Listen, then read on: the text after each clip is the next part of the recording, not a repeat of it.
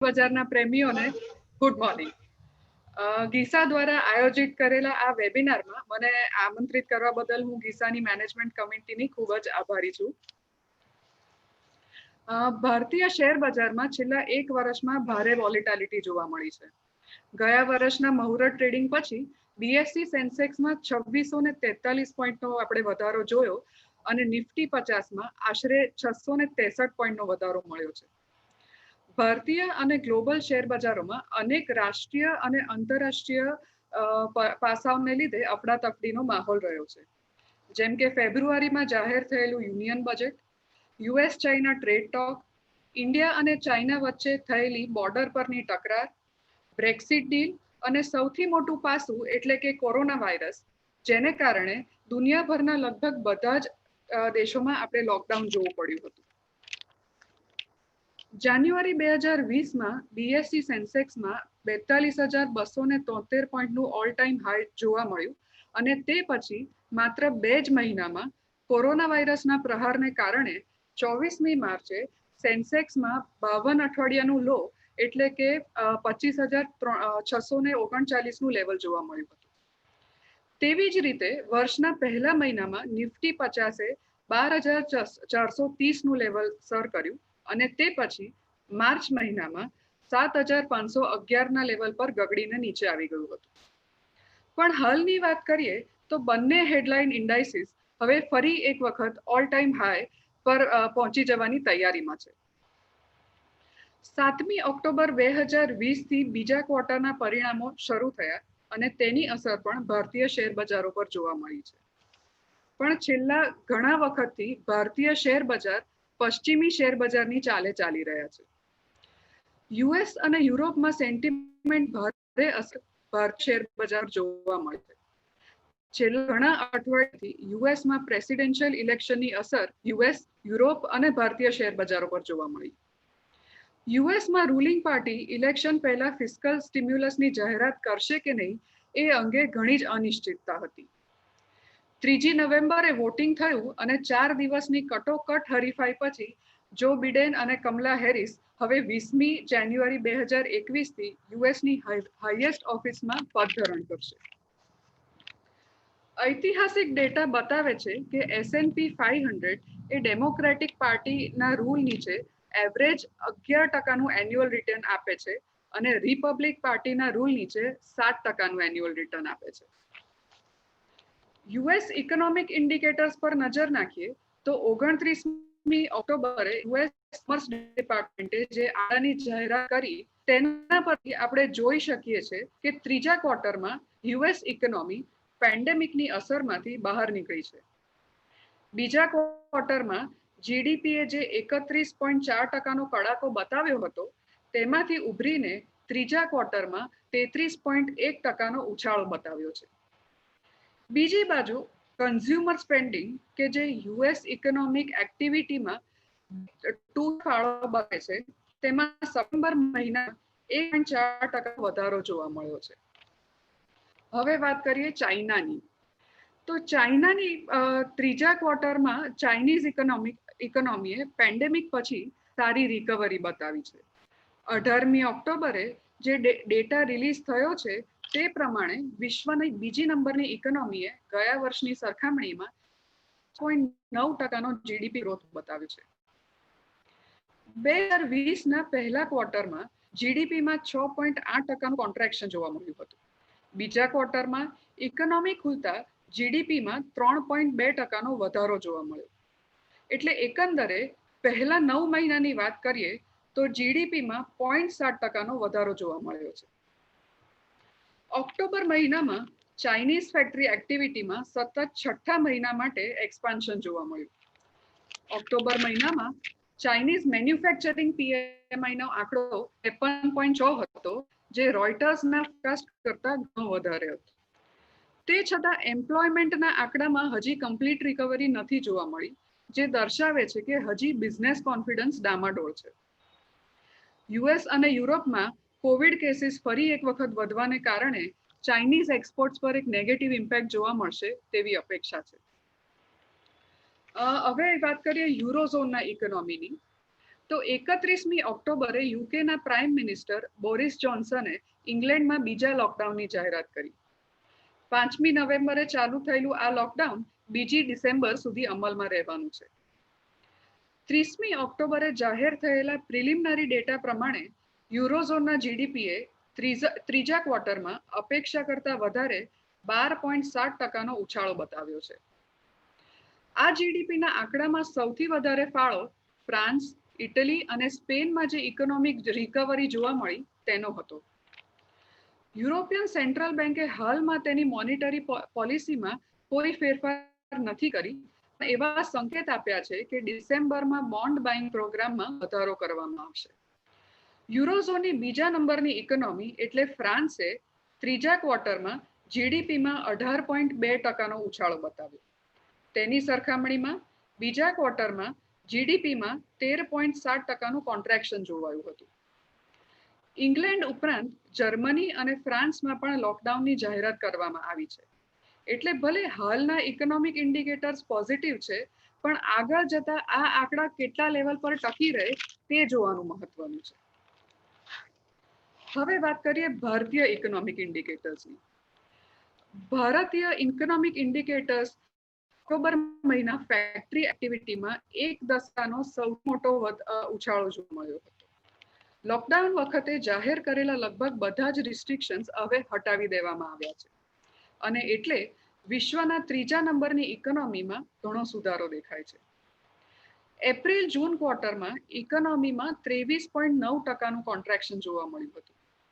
સતત ત્રીજા મહિના માટે ઓક્ટોબરમાં નિકી મેન્યુફેક્ચરિંગ પીએમઆઈનું લેવલ 50ની ઉપર રહ્યું છે. સપ્ટેમ્બર આ 56.8 હતો, જે વધીને ઓક્ટોબરમાં 58.9 થયો છે. ઓવરઓલ ડિમાન્ડના આંકડામાં પણ 12 વર્ષમાં સૌથી વધારે ઉછાળો જોવા મળ્યો છે. ફોરેન ડિમાન્ડ ડિસેમ્બર 2014માં 14થી સૌથી વધારે લેવલ પર હવે જોવા મળી છે. પણ બીજી બાજુ સતત 7મા મહિના માટે ઓવરઓલ ધંધાદારીઓએ સ્ટાફમાં ઘટાડો કર્યો છે, જે દર્શાવે છે કે ઇકોનોમીમાં ઓવરઓલ જલ્દી સુધારો આવે એ અપેક્ષા કરવી ખોટી છે. ગયા મહિને ઇનપુટ અને આઉટપુટ ખર્ચામાં ઘણો વધારો જોવા મળ્યો, પણ વધતા ભાવોનો બોજો બિઝનેસ દ્વારા ભોગવવામાં આવ્યો છે, જેને કારણે રિટેલ ઇન્ફ્લેશનમાં આપણે વધારો જોયો. રિટેલ ઇન્ફ્લેશનનો દર સપ્ટેમ્બર મહિનામાં 7.34% રહ્યો છે, જે આરબીઆઈના ટાર્ગેટ કરતા ઘણો ઊંચો, અને એટલે આરબીઆઈ વ્યાજ દરમાં ઘટાડો કરે તે અપેક્ષા ઓછી છે. આઈઆઈપીના આંકડા પર નજર કરીએ તો 2020-21ના પહેલા 6 મહિનામાં કોર સેક્ટરના ગ્રોથમાં 14.3%નો ઘટાડો જોવા મળ્યો. સામે પક્ષે 2019-20ના આખા વર્ષ દરમિયાન 1.3%નો વધારો બતાવ્યો હતો. ઓગસ્ટ મહિનામાં મુખ્ય 8 ઇન્ડસ્ટ્રીના આઉટપુટમાં 7.3%નો ઘટાડો હતો, બટ ઇકોનોમી અનલોકિંગ થયા પછી આ દર સપ્ટેમ્બર મહિનામાં માત્ર 0.8%નો રહ્યો. આઈઆઈપીમાં કોર સેક્ટરનો ફાળો લગભગ 40% હોય છે. ગઈકાલે જાહેર થયેલા આંકડાની વાત કરીએ તો ચાલુ ફાઇનાન્શિયલ યરમાં એક્સાઇઝ ડ્યુટી કલેક્શન ગયા વર્ષ કરતા 34% વધારે થયું છે, જેને કારણે સેન્ટ્રલ ગવર્મેન્ટે જે ઘણા ફાઇનાન્શિયલ સ્ટ્રેસમાં છે એને થોડી રાહત મળશે. પહેલા 6 મહિનાનું કલેક્શન ₹1.29 ટ્રિલિયન એટલે છેલ્લા 3 વર્ષમાંનો હાઈએસ્ટ આંકડો છે.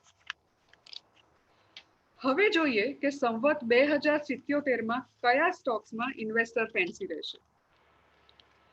ભારતમાં પહેલા જોઈએ બેન્કિંગ સેક્ટર. ભારતમાં ઇકોનોમી સ્લોડાઉનનું એક મોટું કારણ રહ્યું છે બેન્કિંગ સેક્ટરમાં જોવાતી નબળાઈ, અને આ પ્રોબ્લેમ કોવિડ પહેલાનો છે. બેઝલ નોર્મ્સ હેઠળ બેન્કોએ મિનિમમ મેન્ડેટેડ કેપિટલનું પ્રોવિઝનિંગ કરવું પડે છે, અને બેઝલ 3 અમલમાં મુકાયા પછી આ કાયદો વધારે સખ્ત થયો છે. આરબીઆઈના નિયમો હેઠળ બેંકે 9% CRAR એટલે કે capital to risk weighted asset ratio maintain કરવો પડે છે. પણ જ્યારે અર્થતંત્રમાં મુશ્કેલીઓ લાંબી ચાલે ત્યારે આ પ્રોવિઝનિંગ ઓછું પડતું હોય છે. બેન્કિંગ ક્રાઇસિસ જ્યારે લાંબી ચાલે ત્યારે લોંગ ટર્મ ગ્રોથ પર નેગેટિવ અસર પડે છે અને ઇન્ડિયામાં આ જોવા મળ્યું છે. ગયા વર્ષે આ સમયે ગવર્મેન્ટે 10 પબ્લિક સેક્ટર બેંકોને 4 બેંકમાં મર્જ કરી દેવાનો નિર્ણય લીધો હતો અને તે વખતે બેન્કિંગ સેક્ટર તરફ ભારે નેગેટિવિટીનો માહોલ હતો. ગયા વર્ષના સપ્ટેમ્બર ક્વાર્ટરના રિઝલ્ટ વખતે લગભગ બધી જ પીએસયુ બેંકોએ ભારે નુકસાન જાહેર કર્યું હતું અને એટલે જ બેન્કિંગ સેક્ટર તરફનું પેસિમિઝમ ખૂબ જ વધારે હતું. હવે 2 વર્ષ પછી બેન્કિંગ સેક્ટરની પરિસ્થિતિમાં ઘણા અંશે સુધારો જોવા મળ્યો છે અને આ સેક્ટર અંગે ઇન્વેસ્ટર સેન્ટિમેન્ટ પણ સુધર્યું છે. પબ્લિક અને પ્રાઇવેટ સેક્ટર બેંકોએ જોગવાઈઓમાં વધારો કર્યો છે અને તેને કારણે બેંક મેનેજમેન્ટને સદંતરે વિશ્વાસ છે કે તેઓ કોવિડ રિલેટેડ સ્ટ્રેસ જે આગળ આવીને ઊભું થશે તેઓ હેન્ડલ કરી શકશે. હાઉસિંગ અને રિટેલ લોનના સેગમેન્ટમાં પણ વધારો જોવા મળ્યો છે અને તેના કારણે ICICI bank, HDFC bank, axis bank, Kotak bank અને એસબીઆઈને ફાયદો મળશે. નાની બેંકોની વાત કરીએ તો આપણે પહેલો નંબર આઈડીબીઆઈ બેંક અને બીજો નંબર સિટી યુનિયન બેંકને આપી શકીએ છીએ.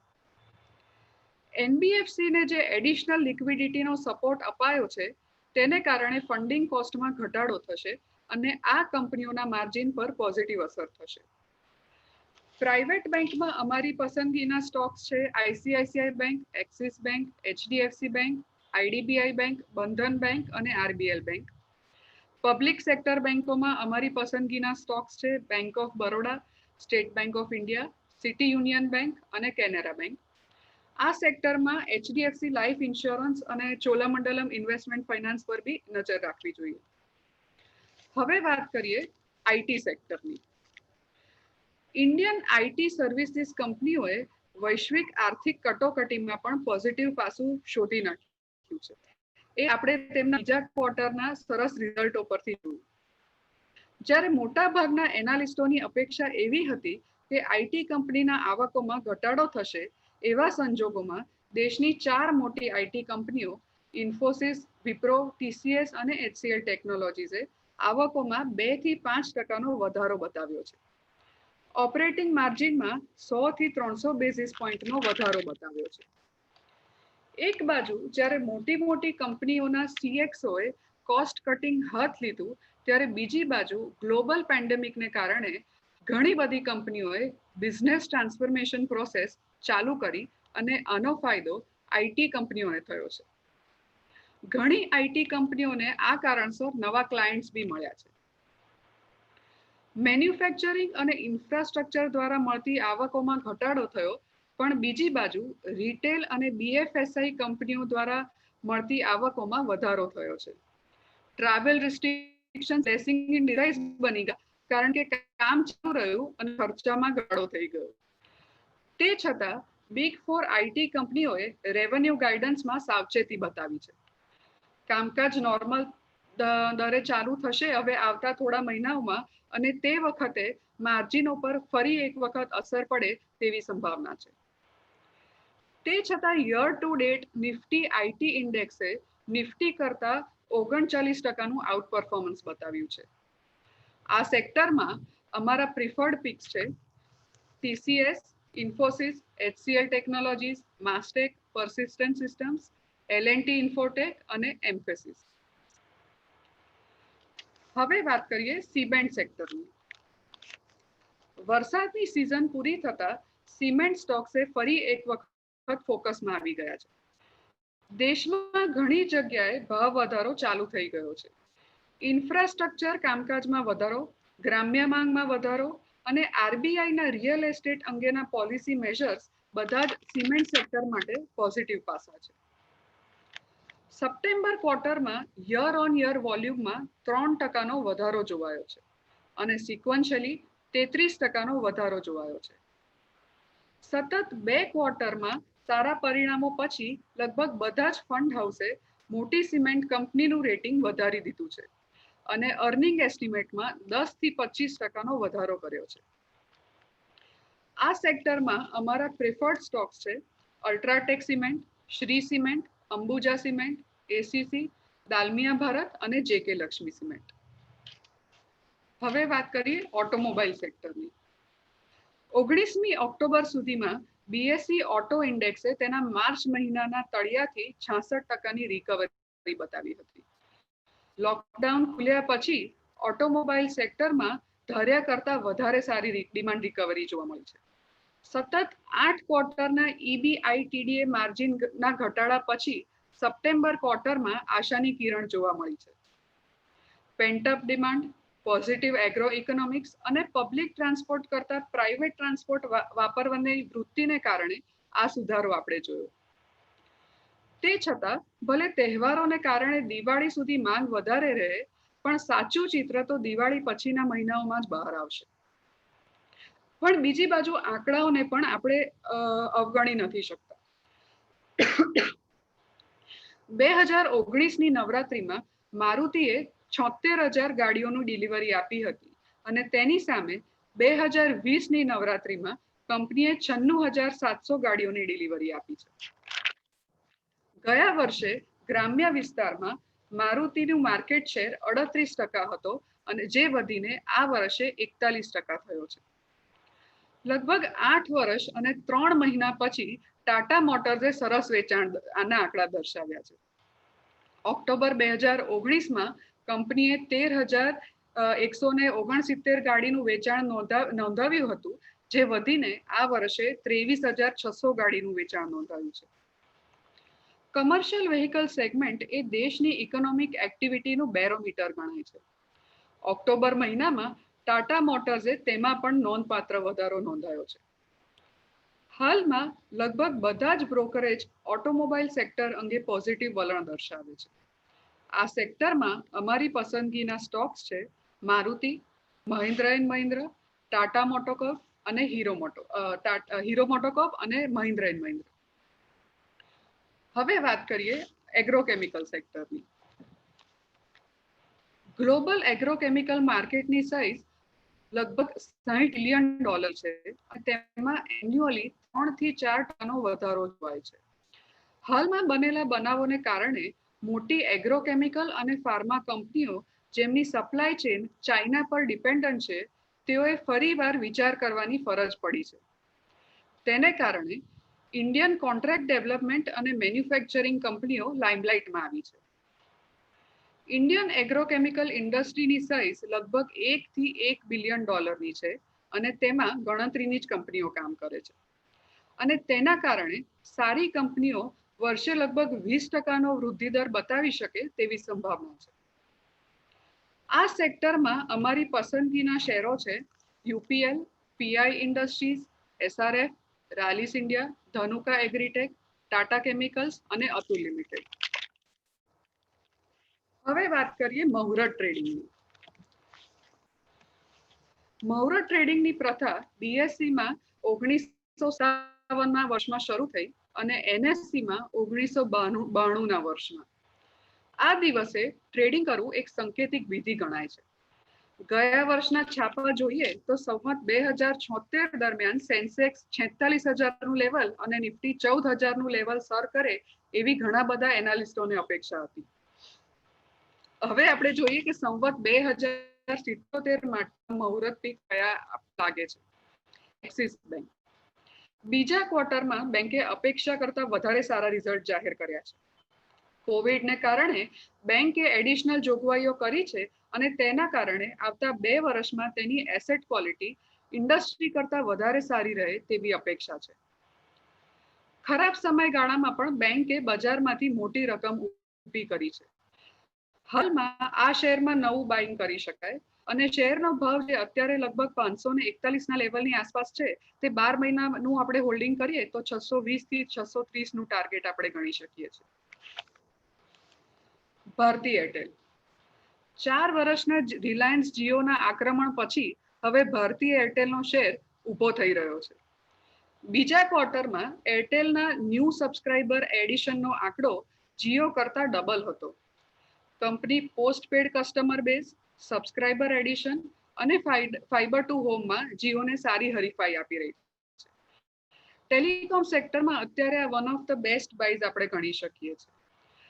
અત્યારે લગભગ 450 આસપાસનું લેવલ પર છે શેર, અને આનું ટાર્ગેટ આપણે લગભગ 597 થી 600 આસપાસનું ગણી શકીએ છીએ. પીડીલાઇટ ઇન્ડસ્ટ્રીઝ યુએસ બેઝડ હન્ટ્સમેન કોર્પોરેશનને હસ્તગત કરી પીડીલાઇટ ઇન્ડસ્ટ્રીએ એડહેસિવ અને સીલન્ટ માર્કેટમાં તેની પોઝિશન વધારે મજબૂત કરી છે. આ એક્વિઝિશન પછી હન્ટ્સમેનની આઇકોનિક બ્રાન્ડ્સ એરલડાઇટ, કાર્પેન્ટર અને એરાસીલ પીડીલાઇટના બ્રાન્ડ પોર્ટફોલિયોમાં આવી ગઈ છે. ઓલરેડી પીડીલાઇટની બ્રાન્ડ પોર્ટફોલિયો ફેવિક્વિક, ફેવિકોલને લીધે ઘણી મજબૂત હતી, અને હવે તેની પોઝિશન એકદમ સ્ટ્રોંગ થઈ જાય તેવી અપેક્ષા છે, અને આવનારા વર્ષમાં આ શેરમાં ઘણું સારું પરફોર્મન્સ દેખાય તેવી અપેક્ષા છે. બેયર ક્રોપસાયન્સ કંપની દ્વારા મોન્સેન્ટો ઇન્ડિયાનું એક્વિઝિશન કરતા તેની પોઝિશન ડોમેસ્ટિક એગ્રોકેમિકલ સ્પેસમાં વધારે મજબૂત થઈ છે. એન્ટી ચાઇના સેન્ટિમેન્ટ હોવાને કારણે પણ ઇન્ડિયામાં ઘણું મેન્યુફેક્ચરિંગ રીડાયરેક્ટ થાય તેવી સંભાવના છે, અને તેનો ફાયદો આ કંપનીને મળશે. 12 મહિના માટે અત્યારના લેવલથી પકડી લઈએ તો લગભગ 20 થી 25% વધારો જોવા મળે એવી સંભાવના દેખાઈ રહી છે. પીઆઈ ઇન્ડસ્ટ્રીઝ કંપનીએ સપ્ટેમ્બર ક્વાર્ટરમાં 33% year on year revenue growth બતાવ્યો છે. એક્સપોર્ટ્સમાં 25%નો વધારો અને ડોમેસ્ટિક માર્કેટમાં 33%નો વધારો બતાવ્યો છે. કંપનીનું market capitalisation market leader UPL કરતા થોડુંક જ ઓછું છે. અત્યારે ભલે કંપની 52 અઠવાડિયાના ટોપ પાસે છે, પણ તે છતાં હજી આમાં વધવાની જગ્યા સારી છે, અને એટલે જ અત્યારના લેવલ પર બી નવી એન્ટ્રી કરી શકાય છે. નેસ્લે ઇન્ડિયા ઘરે બેઠા બેઠા બધાએ Maggi noodles, Maggi sauce, KitKat, મંચ અને નેસ્કેફેનું કન્ઝમ્પશન વધારી દીધું છે, અને આ પ્રોડક્ટ્સમાં ડબલ ડિજિટ ગ્રોથ જોવા મળ્યા છે. છેલ્લા 8 થી 9 વર્ષમાં કરેલું કેપિટલ એક્સપેન્ડિચર હવે આવતા માત્ર 3 થી 4 વર્ષમાં એટલું જ કંપની ફરી એક વખત કેપિટલ એક્સપેન્ડિચર કરવાની છે, અને તેનો ફાયદો કંપનીને મળશે. શેર દીઠ ભાવ ચોક્કસ ઊંચો છે, પણ તે છતાં થોડાક શેરો આ લેવલે લઈ શકીએ તો સારો ફાયદો મળી શકે છે. કોટક મહિન્દ્રા બેંક હાલમાં બજારમાં અફવા ચાલી હતી કે કોટક અને ઇન્ડસઇન્ડ બેંકનું મર્જર થશે. ઇન્ડસઇન્ડ બેંકના પ્રમોટરે આ અફવા નકારી છે, પણ અફવાનો ફાયદો કોટક મહિન્દ્રાના શેરના ભાવને ચોક્કસ મળી ગયો છે. બીજા ક્વાર્ટરના રિઝલ્ટ જાહેર કરતા બેંક મેનેજમેન્ટે કહ્યું હતું કે લોન બુક એક્સપાન્ડ કરતા તેઓ ક્વોન્ટિટી કરતા ક્વોલિટી પર વધારે ધ્યાન આપશે. પ્રાઇવેટ બેન્કિંગ સ્પેસમાં આ સ્ટોક ખૂબ જ ધ્યાન ખેંચે છે. ટોરન્ટ ફાર્મા બીજા ક્વાર્ટરના રિઝલ્ટ પ્રોત્સાહક આવ્યા છે, અને ડોમેસ્ટિક માર્કેટમાં પણ કંપનીની પોઝિશન મજબૂત છે. કંપનીનું પર મેડિકલ રિપ્રેઝેન્ટેટિવ એટલે એમઆર રેવન્યુ ઇન્ડસ્ટ્રીમાં વન ઓફ ધ બેસ્ટ છે. અત્યારે શેર કરેક્શન મોડમાં છે, પણ તે છતાં બાય ઓન ડિપ્સની સ્ટ્રેટેજી આ સ્ટોકમાં અપનાવી શકાય છે. પોલીકેબ ઇન્ડિયા લોકડાઉન છતાં પણ બીજા ક્વાર્ટરમાં કંપનીએ ઘણું સ્ટર્ડી પરફોર્મન્સ બતાવ્યું છે. કંપની એફએમઈજી સ્પેસમાં હજી વધારે માર્કેટ શેર મેળવી શકે એવી પોઝિશનમાં છે.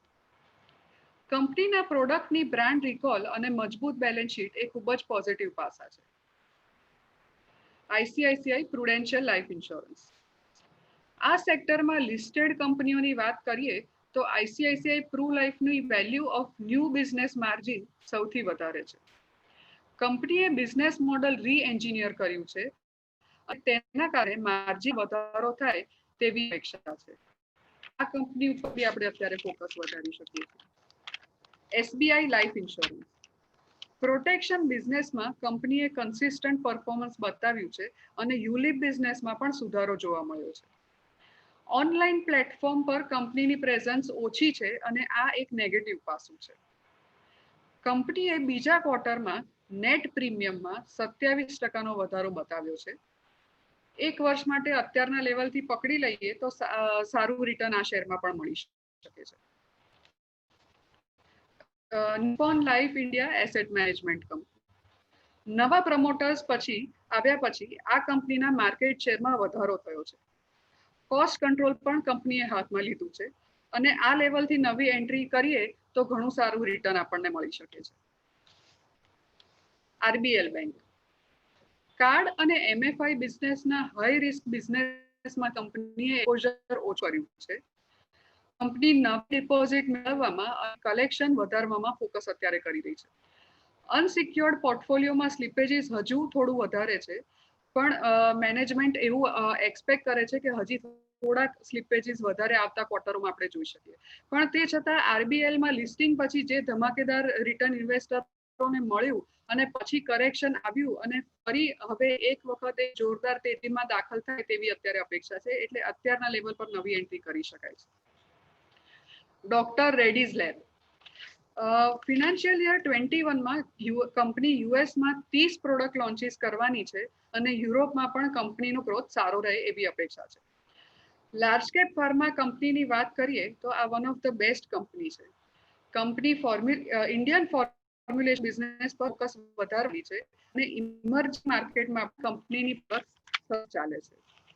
શેરનો ભાવ અત્યારે ચોક્કસ શોર્ટ ટર્મ કરેક્શનમાં છે, પણ દરેક ઘટાડે અત્યારના લેવલથી ભેગા કરીએ તો એક વર્ષના સમયગાળામાં સારું રિટર્ન મળે તેવી અપેક્ષા છે.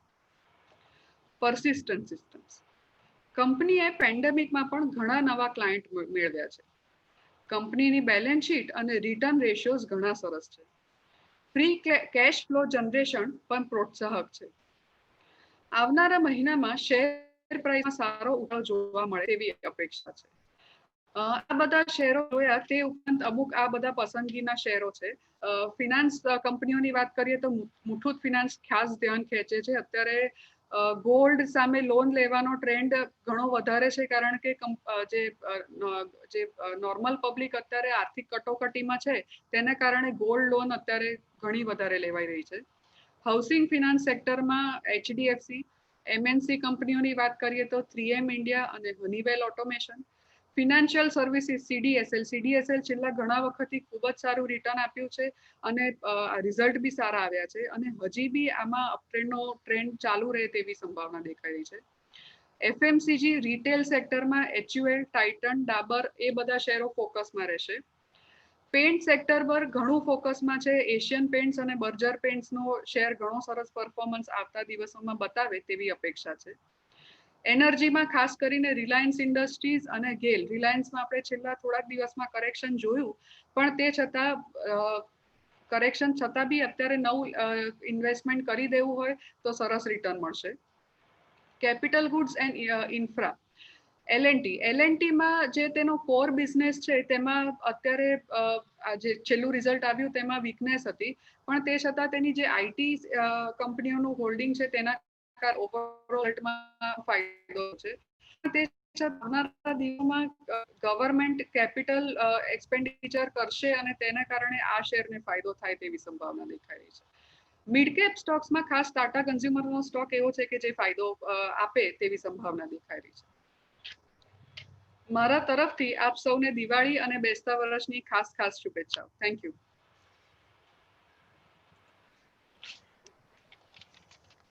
Thank you very much. ખૂબ જ સરસ પ્રેઝન્ટેશન હતું. Thank you. Very well prepared અને બહુ ડિટેલમાં સમજાવ્યું તમે. પ્રેઝન્ટેશનનું રૂપ પણ બહુ સરસ હતું. It was very nice presentation. Thank you. હવે આપણે Q&A સેશન લઈ લઈએ અમિતભાઈ. Sure. Yes. So one by one please raise unmute કરી પહેલા તમે if possible if you are comfortable with this Zoom તો તમારો હેન્ડ રેઝ કરશો અને પછી હું તમને ક્વેશ્ચન પૂછવાની પરમિશન આપીશ. એ વધારે સારું રહેશે.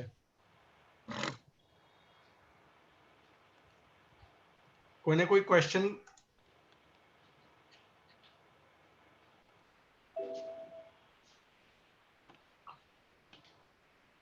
Okay. Momentum stocks versus traditional share sectors. જ્યોત્સનાબેન ઠક્કર પૂછે છે. Momentum stocks versus traditional share sectors. Overall આપણે અત્યારે વાત કરીએ તો સ્ટોક માર્કેટમાં હજી અત્યારનો જે ટ્રેન્ડ છે એ ફંડામેન્ટલ્સ કરતા જે છેલ્લા આપણે 15 દિવસમાં અપટ્રેન્ડ જોયો તે લિક્વિડિટીને કારણે વધારે જ હોય એવું લાગે છે. કારણ કે ઇકોનોમિક રિકવરી છે પણ હજી ફૂલ ફ્લેજ ઇકોનોમિક રિકવરી હજી આપણે નથી જોઈ. હજી દિવાળી પછી મહારાષ્ટ્ર અને બીજા સ્ટેટ્સમાં મલ્ટીપ્લેક્સીસ ખુલશે, કોલેજો અને સ્કૂલો દેશભરમાં ઘણી જગ્યાએ ખુલે તેવી સંભાવના દેખાઈ રહી છે અને પછી ઇકોનોમિક રિકવરીનું એકચ્યુઅલ પિક્ચર બહાર આવશે. એટલે અત્યારે લિક્વિડિટીને કારણે આ જે આપણે અપટ્રેન્ડ જોઈ રહ્યા છે તેવું લાગે છે. એટલે એકદમ મોમેન્ટમ સ્ટોક્સ પર ફોકસ કરવાના બદલે ટ્રેડિશનલ સ્ટોક્સ પર જે તમને લોંગ ટર્મ રિટર્ન આપે તે વધારે અત્યારના માહોલમાં સેફ દેખાઈ રહ્યું છે. ઓકે, અમિતભાઈ પરીખ, આપનો ક્વેશ્ચન. નમસ્તે જેનીબેન, આપે બહુ સરસ પ્રેઝન્ટેશન આપ્યું અને એવું લાગ્યું કે કાલે માર્કેટમાં દરેક શેરો 100 લઈને મૂકી દઉં. That's the best way to start with. થોડો મારો પરિચય આપું. 25 વર્ષથી ગીસા મેમ્બર છું અને આપણે મેચ છે પહેલા આપણે 50 વર્ષ પહેલા મળ્યા હતા અને 25 વર્ષથી ટેકનિકલ એનાલિસિસ કરું છું. બરાબર. એટલે not intraday, pure delivery base અને ટેકનિકલ ગમતો વિષય છે. ઓકે. કોલેજમાં હતા ત્યારથી વાંચતા હતા કેપિટલ લાઇન ને પછી સિદ્ધાર્થ લહેરી ને ઘણું બધું વાંચીને કર્યું. મેં એવું જોયું છે બજારમાં કે આમ ક્લાસિકલ ટેકનિકલ એનાલિસ્ટ કે અમુક શેરોના ભાવ કોઈ પણ મહિનો લો કે ક્વાર્ટર લો, ગમે તેટલા રિઝલ્ટ સારા ખોટા બધા સંજોગો આવી જતા હોય છે તો એના એ જ રહેતા હોય છે. તો એવી વખતે શું સ્ટ્રેટેજી ધ્યાનમાં રાખવી જોઈએ? આપને મારું ઓબ્ઝર્વેશન કહું કે બહુ જાણીતો શેર દરેકના પાસે હશે આઈટીસી. એક એવરેજ ભાવ લઈએ 170 નો 170, તો માર્ચ મહિનાથી આજે 11મો મહિનો છે, ઇન્ડેક્સ આટલો બધો વધ્યો કે શેર ત્યાંનો ત્યાં છે. તો આ પ્રકારના સ્ટોકમાં માન લો કે આવા સ્ટોકમાં જ કમાવું હોય અને એમાં ટ્રેડિંગ કરવું હોય કે એક મોમેન્ટમ રાઇડ લેવી હોય તો શું ધ્યાનમાં રાખવું જોઈએ ટેકનો ફંડા એનાલિસિસ કરવામાં અથવા બીજી કોઈ પણ રીતે? અમારા હિસાબે અમે લોકો જનરલી કોઈ બી સ્ટોક લઈએ તો એનું ફંડામેન્ટલ એનાલિસિસ અને ટેકનિકલ એનાલિસિસ બંને કરતા હોઈએ છે. કારણ કે એકલું ટેકનિકલ એનાલિસિસ કરીએ અને ફંડામેન્ટલ્સ વીક હોય તો ઘણી વખત ભરાઈ જવાય એવી સંભાવના હોય છે. કારણ કે એકલું વોલ્યુમ ટ્રેડિંગ પર આપણે બેસિસ પર કરીએ અને પછી મોટી રકમનું ઇન્વેસ્ટમેન્ટ કરીએ તો પ્રોબ્લેમ થાય. પણ આઈટીસી જેવો તમે શેર કર્યો કે જે ફંડામેન્ટલ્સ આપણને બધાને ખબર છે કે સારા છે, પણ એ સ્ટોક એવો છે કે આ બધા સ્ટોક્સ છે ને એમાં એક ફેઝ આવતો હોય છે કે ધારો કે 2 મહિના 3 મહિના તો એકદમ દોડી ગયા અને પછી વર્ષો સુધી પડી રહે એના ભાવ આસપાસ ટ્રેડિંગ રેન્જમાં. એટલે આ આઈટીસી જેવો સ્ટોક એવો છે કે તમે લગભગ 10 થી 20 વર્ષ માટે પકડી રાખો તો તમને આમ અનેક ગણું રિટર્ન આપી દે. કારણ કે ડિવિડન્ડ તમે yield જો કે પછી બોનસ આપે ને એવી રીતે ઘણું બધું રિટર્ન આપે ને કેપિટલ એપ્રિસિએશન થાય. પણ ટ્રેડિંગ આ સ્ટોકમાં કરવું એ થોડુંક ડિફિકલ્ટ હોય છે કારણ કે એટલો બધો તરત ભાવનો ઉછાળો આપણે નથી જોતા. Okay, thank you for answer. માન લો કે આઈટીસીની જ વાત કરીએ અને જો શેર કરાવ્યું હોય તો તમારો શું વ્યૂ છે એમાં? સ્પેસિફિકલી 170ના ભાવમાં એક વર્ષનું આપણે લઈએ હોરાઇઝન. ના, ચોક્કસ આઈટીસીમાં અત્યારે વીકનેસ શું છે કે હોટેલ બિઝનેસના કારણે ફટકો પડ્યો છે. કારણ કે હોટેલ બિઝનેસ આપણે બધા જાણીએ છીએ કે બંધ જ રહ્યો છે. જે સ્ટેશનરીનો ને એ બિઝનેસ છે તે બી માઇનોર બિઝનેસ છે, એમાં કંઈ લાંબો અત્યારે કસ નથી. મેન છે એનો એફએમસીજી બિઝનેસ. સિગરેટમાં વધારો થાય, ઘટાડો થાય, ગવર્મેન્ટની પોલિસી આવે તેના કારણે નેગેટિવ ઇમ્પેક્ટ આપણે બજેટમાં કોઈ બી અનાઉન્સમેન્ટ થાય એટલે આપણે જોઈએ છે કે આઈટીસીમાં સિગરેટમાં પ્રોબ્લેમ થઈ જાય છે. પણ એફએમસીજી બિઝનેસમાં કંપની ફોકસ વધારતી જાય છે અને તેમાં માર્કેટ શેર પણ ધીમે ધીમે નવી પ્રોડક્ટ લોન્ચીસ સાથે વધારે છે. એટલે અત્યારના લેવલે આઈટીસી એક વર્ષ માટે લેવું હોય તો ઘણું સરસ રિટર્ન મળી શકે છે. Thank you, appreciate. જ્યોત્સનાબેન ઠક્કર પૂછે છે અદાણી ગ્રીન પી રેશિયો 400 છે, તો એટલે ફંડામેન્ટલ નું શું કહેવું છે અદાણી ગ્રીન વિશે? અદાણી ગ્રીન અમે ચાણક્યમાં મેં લગભગ ઓગસ્ટ મહિનામાં 376 ના ભાવે લખ્યો હતો. અત્યારે 800 ઉપરનું છે અને સાચી વાત છે કે ગ્રીન એનર્જીમાં ઇન્ડિયામાં સૌથી મોટામાં મોટી કંપની છે, પણ આટલો વોલેટાઇલ ભાવ વધારો જોઈએ એ આમ આપણને થોડું રિસ્કી લાગે. કારણ કે ગમે ત્યારે કરેક્શન આવે ને ભાવ ક્યારે ગગડી જાય તે ખબર ના પડે. એટલે અદાણી ગ્રીન જેવા શેરમાં જો તમે જો એક તો ઓલરેડી 800 નો ભાવ ઉપરનો ભાવ છે એને દર થોડા દિવસે 952 વીક હાઈ બન્યા કરે છે. એટલે એમાં અત્યારના લેવલે એન્ટ્રી કરવી એ ઓલરેડી એક રિસ્ક છે. તે છતાં તમે જો લઈ રહ્યા હો તો એકદમ સ્ટ્રોંગ સ્ટોપ લોસ સાથે લો અને એમાં લાંબુ નુકસાન મારા હિસાબે થાય એ પહેલા નીકળી જવું જોઈએ. લલિતભાઈ મહેતા પૂછે છે effect of US election stock market ઉપર. યુએસ ઇલેક્શનમાં મારા હિસાબે જો આવું 4 દિવસ જો ઇન્ડિયામાં કોઈ પ્રાઇમ મિનિસ્ટરનું ઇલેક્શન હોત અને આવું 4 દિવસ આટલી બધી કટોકટી હોત તો આપણે તો આપણા શેર બજારો તો એકદમ જ તૂટી ગયા હોત.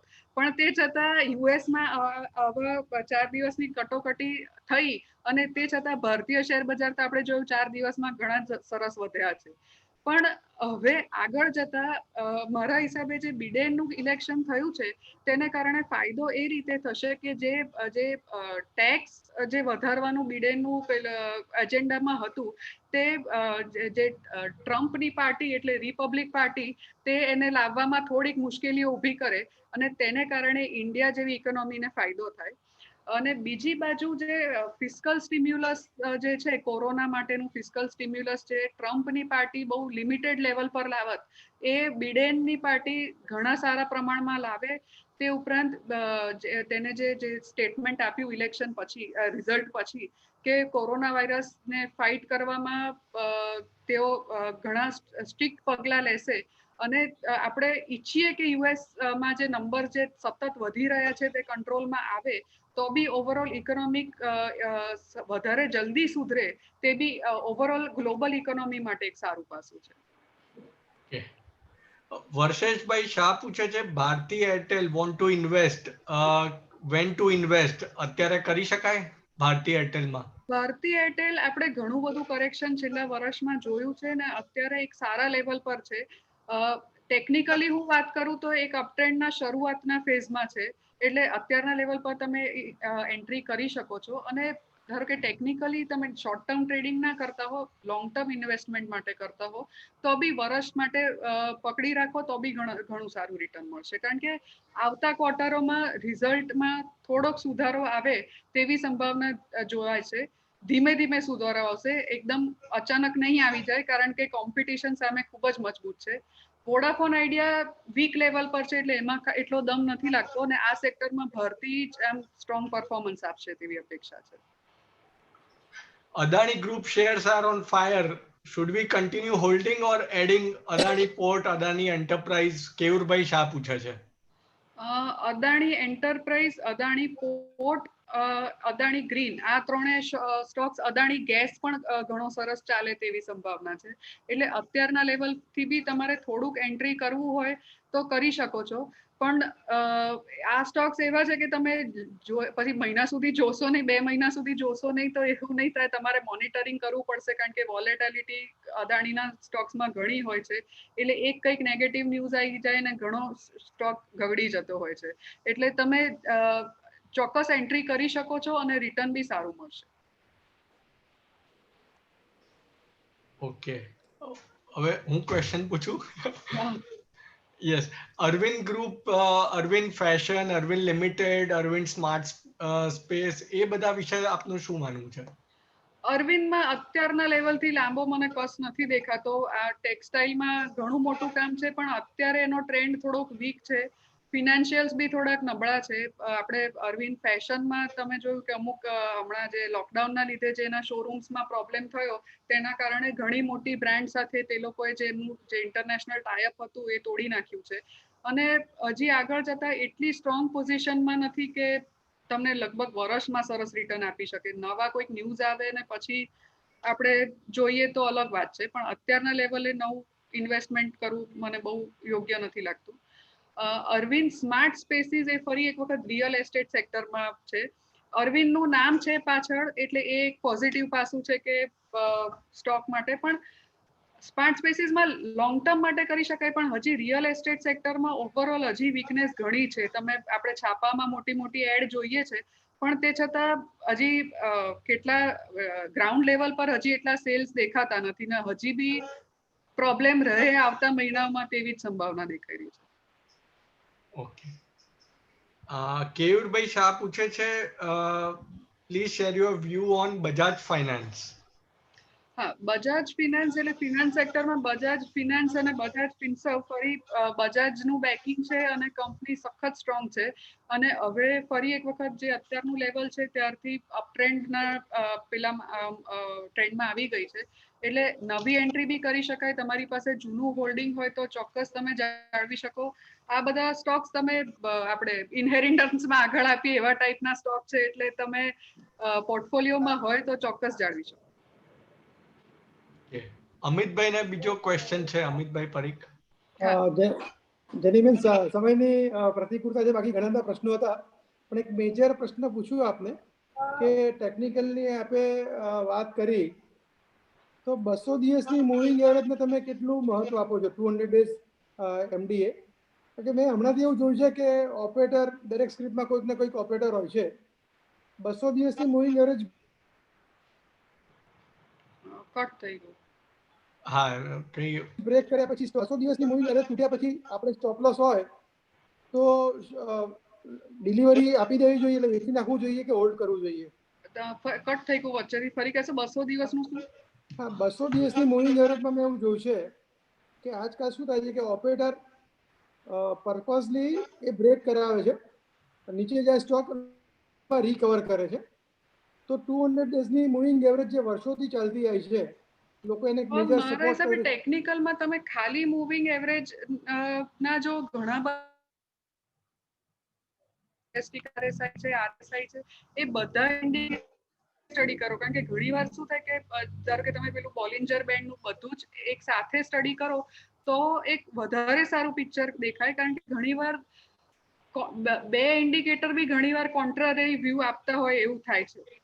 એટલે 200 દિવસનું ચોક્કસ જો, પણ તે છતાં બીજા બધા ઇન્ડિકેટર્સ પર બી સાથે ધ્યાન આપો તો વધારે ક્લિયર પિક્ચર દેખાશે તમને.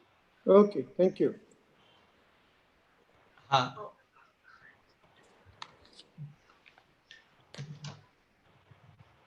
હા, રાજેન્દ્રભાઈ શાહનો ક્વેશ્ચન છે, રિલાયન્સ માટે તમારો શું ઓપિનિયન છે? અત્યારે હમણાં તૂટ્યો તો, વીક હતો અને અત્યારે પાછો હવે તેજીમાં આવી ગયો છે. રિલાયન્સમાં એક તો નિફ્ટી હેવી વેટ છે, એટલે નિફ્ટી જો ચાલે તો બંને બાજુ છે, નિફ્ટી ચાલે તો રિલાયન્સ ચાલે, રિલાયન્સ ચાલે તો નિફ્ટી ચાલે. તે ઉપરાંત હમણાં થોડાક 2-3 અઠવાડિયાથી દર આપણે થોડા દિવસે ન્યૂઝ જોઈએ છે, વોટ્સએપ પર ફરતા હોય છે કે મુકેશ અંબાણીની તબિયતમાં પ્રોબ્લેમ છે, એટલે એનું બી થોડુંક નેગેટિવ સેન્ટિમેન્ટ રિલાયન્સના સ્ટોક પર આપણે જોઈએ છે. પણ ઓવરઓલ રિઝલ્ટની વાત કરીએ તો રિફાઇનિંગ અને પેટ્રોકેમિકલ બિઝનેસમાં વીકનેસ છે. હજી બી ક્રૂડના ભાવ નીચે છે, પણ તે છતાં ડિમાન્ડ હજી બી વધારે પ્રોબ્લેમેટિક જ છે, કારણ કે આપણે જોયું કે બધે જ આપણે ઇન્ડિયામાં ઓફિશિયલ ફિગર્સ કેટલા સાચા છે તે ખબર નથી, પણ કોરોના વાયરસના આંકડા વધતા જાય છે. દિલ્હીમાં જો કે કલકત્તામાં જો બધે આંકડા ઘણા વધારે છે, એટલે ઓવરઓલ ડિમાન્ડ ધારો કે યુએસમાં યુરોપમાં બધે કોરોના વાયરસના આંકડા વધતા જાય છે, એટલે રિફાઇનિંગ અને પેટ્રોકેમિકલ બિઝનેસમાં હજી બી નેક્સ્ટ ક્વાર્ટર બી વાત કરીએ તો પ્રોબ્લેમ રહેવાનો. બીજી બાજુ છે જે રિટેલ બિઝનેસ છે, તે સતત આપણે વચ્ચે જોયું હતું કે દર આપણે શનિ રવિ આવે એટલે નવું ઇન્વેસ્ટમેન્ટ રિલાયન્સ કસેકથી લઈ આવ્યું એવા ન્યૂઝ આપણે જોયા કરતા હતા.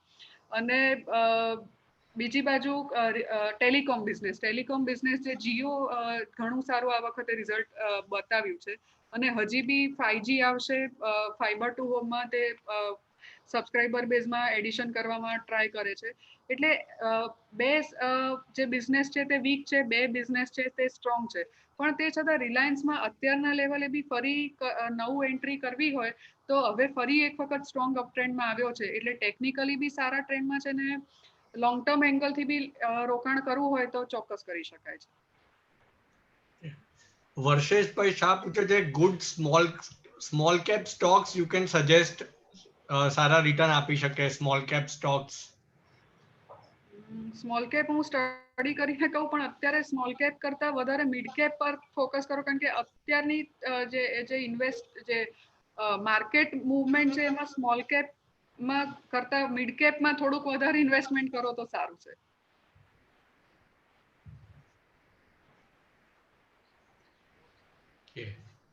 Any other questions? બીજાને આઈ થિંક હવે કોઈ બીજા ક્વેશ્ચન્સ કોઈને? થિંક બધા કવર તો કરી લીધા છે. Yes. Yeah, most of the sectors have also been covered. Right, તો પ્રણવભાઈ જૈનીભાઈનો ફરીથી આભાર માનો. એમને ખૂબ ખૂબ આભાર. જૈનીભાઈ, thank you so much for coming and for your time. Sorry, અહીંયા પ્રણવભાઈએ શરૂઆતમાં કીધું એમ બુકે નથી અને મોમેન્ટો પણ નથી. મોમેન્ટો પણ નથી, પણ તો આપણું બાકી રહે છે અને નેક્સ્ટ ટાઈમ જ્યારે પણ મળીશું વેબિનાર સેમિનાર કરીશું હોપફુલી AMA માં, ત્યારે ફોર્માલિટી પૂરી કરીશું. let us all hope કે ત્યાં ફરી શરૂ થાય એવું વાતાવરણ શહેરમાં થઈ જાય, કોરોના સાચી જતો વાત. રહે. Yes yes. All right, thank you so okay, much. Thank you very much for your time. Thank you everyone. Thank you everyone. Bye bye. By.